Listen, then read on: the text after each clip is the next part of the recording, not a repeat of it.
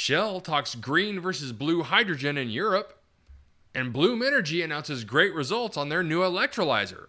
All of this on today's Hydrogen Podcast. So the big questions in the energy industry today are, how is hydrogen the primary driving force behind the evolution of energy? Where is capital being deployed for hydrogen projects globally? And where are the best investment opportunities for early adopters who recognize the importance of hydrogen? I will address the critical issues and give you the information you need to deploy capital. Those are the questions that will unlock the potential of hydrogen, and this podcast will give you the answers. My name is Paul Rodden, and welcome to the Hydrogen Podcast. In an article from RechargeNews.com, Rob Watts writes, Shell boss, high gas prices will make blue hydrogen uncompetitive with green for some while. Future H2 demand will be driven by its cost compared to hydrocarbons and how fast transport companies want to decarbonize, Ben Van Beurden told analysts. Tightening natural gas supplies and soaring prices will encourage green hydrogen schemes and use in Europe while making blue hydrogen less attractive. This according to the chief executive of UK oil major Shell. Ben Van Beurden said that current high prices are making blue hydrogen, which is made from methane with most of the carbon captured and stored, a little bit difficult. He says, I think for some while Europe will focus very much on making green hydrogen. Van Buren told analysts last week during a call to discuss the company's bumper second quarter results. And maybe over time, he continued, indeed, we'll also look at importing hydrogen, which can then be also blue hydrogen, for instance, if it comes out of gas-rich countries. But he pointed out that Shell will be driven in the long run by the value of hydrogen in the transportation system. Of course, he says, at the moment there is no hydrogen-based transportation system. It has to be built. Ultimately, the value uplift needs to come from building out a hydrogen transportation infrastructure throughout Europe. He continues by saying this will be driven by how competitive hydrogen becomes against middle distillates, such as diesel, jet fuels, and heating oil, and how fast transportation companies or their customers want to decarbonize. He says that they believe there's a tremendous potential there, and of course, also a tremendous driver from governments to make these things happen. He says, and I think there's much more determinant for the hydrogen business on how it will develop in Europe than what might happen with natural gas. Last month, Shell reached a final investment decision to build a 200 megawatt green hydrogen project at the port of Rotterdam in the Netherlands. Holland Hydrogen 1, which Shell says will be the largest renewable hydrogen project in Europe upon completion in 2025, will use a 200 megawatt alkaline electrolyzer supplied by ThyssenKrupp and will be powered by a yet-to-be-built 759 megawatt Hollandse Kust Noord offshore wind farm in the Dutch North Sea. 60 tons of that hydrogen produced each day will be transported about 40 kilometers via pipeline to the company's oil refinery at Shell Energy and Chemicals Port Rotterdam, where it will replace some of the gray hydrogen used to remove sulfur from the crude oil, although some of the supply might also be used to power hydrogen trucks. Now, the project has been given the green light before EU regulations have been finalized, meaning that there is a risk that the hydrogen produced might not be allowed to be labeled as green hydrogen due to proposed rules on additionality. But that could be a moot point if Shell is not selling this hydrogen on the open market. Okay, so some really good insight from Van Beurden on the European outlook on green hydrogen versus blue hydrogen. Now, this is more of an obvious outlook just because of how high natural gas prices are in Europe. Now, here in the United States, where our natural gas prices are so much lower, we have a slightly different outlook on the economics between electrolysis and steam methane reforming with carbon capture. Now, that hasn't stopped so much investment going into green hydrogen here in the United States.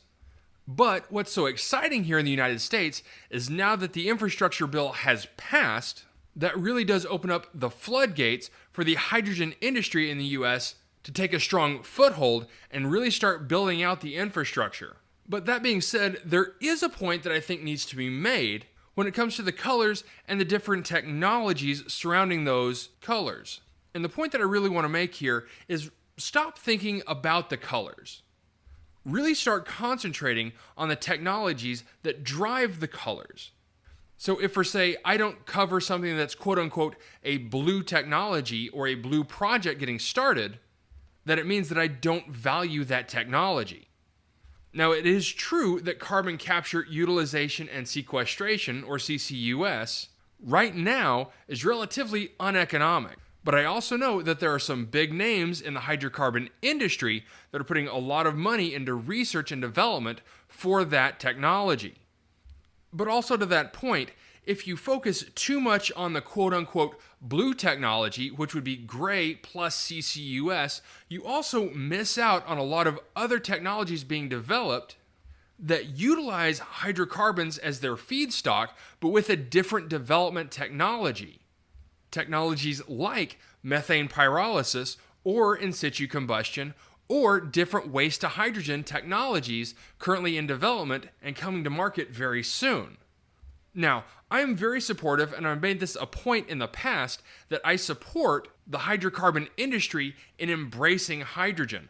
I think their feedstock and their legacy technologies and their propensity for innovation enables them to be quite a leader in the hydrogen transition. Because let's not discount what the oil and gas industry has done to lower cost and drive technology in industry over the last 100 years. And I know for a fact that the supermajors are investing heavily in hydrogen technology. So even though you may not see a lot of news coming out about quote-unquote blue hydrogen, there are projects under development and a lot of money still being pumped into figuring out the best ways of making hydrogen and solid carbon from hydrocarbons. And next, in a press release from Bloom Energy, Idaho National Lab and Bloom Energy produce hydrogen at record-setting efficiencies. And so, in a press release on August 9th, Bloom Energy Corporation announced the initial results of its ongoing demonstration with Idaho National Laboratory, the nation's premier center for nuclear energy research and development. With nearly 500 hours of full load operation completed at the laboratory, Bloom's high-temperature electrolyzer is producing hydrogen more efficiently than any commercially available electrolyzers, including PEM and alkaline. Researchers at INL have been conducting a variety of tests on Bloom Energy's solid oxide electrolyzer at the Dynamic Energy Testing and Integration Laboratory, including steam and load simulations that replicate nuclear power station conditions, an important step in validating full compatibility with a nuclear facility. Running at high temperatures and high availability, the pilot results reveal that Bloom Electrolyzer is producing hydrogen at 37.7 kilowatts per kilogram of hydrogen with an 88.5% LHV, or lower heating value, to DC. Dynamic testing has also been conducted and included ramping up the system from 100% of rated power to 5% in less than 10 minutes without adverse system impacts. In a quote from John Wagner, the director of Idaho National Labs, the Bloom electrolyzer is, without a doubt, the most efficient electrolyzer we have tested to date at INL. When hydrogen is produced from a clean 24/7 source like nuclear, it can help us address some of the significant challenges we face around decarbonization. Pairing the research and development capabilities of a national laboratory with innovative and forward-thinking organizations like Bloom Energy is how we make rapidly reducing the cost of clean hydrogen a reality and a real step toward changing the world's energy future. Operating continuously and providing high-quality steam input, nuclear plants are well positioned to utilize electrolyzers to efficiently produce substantial quantities of clean hydrogen with minimal disruption to ongoing operations. Global demand for hydrogen and its emerging applications are projected to increase tenfold or more by 2050, surpassing the current infrastructure for producing and delivering hydrogen. Now, as hydrogen usage expands from traditional industrial uses to the fuel of a clean future, the need to produce it in larger quantities and from low and zero carbon sources is clear. Yet, one of the primary barriers to scalable and abundant hydrogen is production cost, which can be up to 80% of the cost of hydrogen production through electrolysis, being electricity. Because Bloom electrolyzer operates at high temperatures, it requires less energy than low temperature PEM and alkaline electrolyzers to split water molecules, producing hydrogen up to 45% more efficiently than PEM and alkaline electrolyzers when combined with external heat. The Bloom electrolyzer supports a trajectory for hydrogen to become economically accessible. In a quote from K.R. Sridhar, founder and chairman of CEO at Bloom Energy, "We are proud to have partnered with the Idaho National Laboratory on this landmark demonstration. By combining our Bloom electrolyzer with steam, the laboratory has been able to validate that the DC electrical efficiency for our electrolyzer is better than any reported commercial or demonstration unit in the world for hydrogen production. This is an important milestone as we work to build a hydrogen economy." Now, the successful collaboration is an important step toward the goal of replacing hydrocarbon-derived fuels with clean hydrogen in commercial and industrial applications.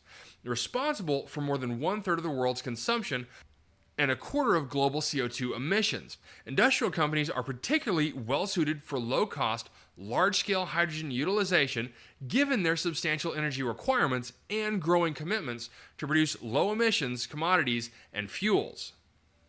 Okay, so really a big congratulations to Bloom Energy on this successful trial of their new electrolyzer.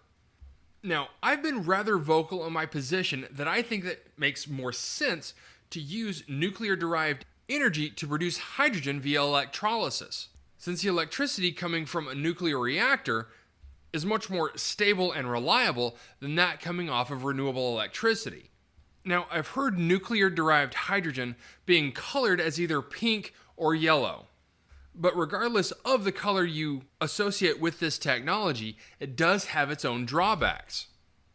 And that is that nuclear also has its own stigma associated with it, and there aren't a lot of nuclear reactors globally that can take advantage of this technology, making it difficult to scale and potentially uneconomic. But for right now, I think it's important to focus on the fact that this was a solid test showing great promise with this technology.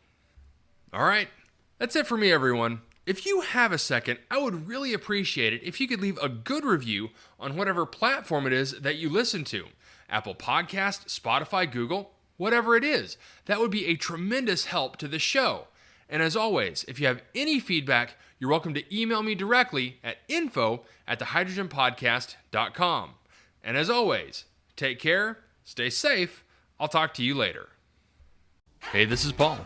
I hope you liked this podcast. If you did and want to hear more, I'd appreciate it if you would either subscribe to this channel on YouTube or connect with your favorite platform through my website at www.thehydrogenpodcast.com. Thanks for listening. I very much appreciate it. Have a great day.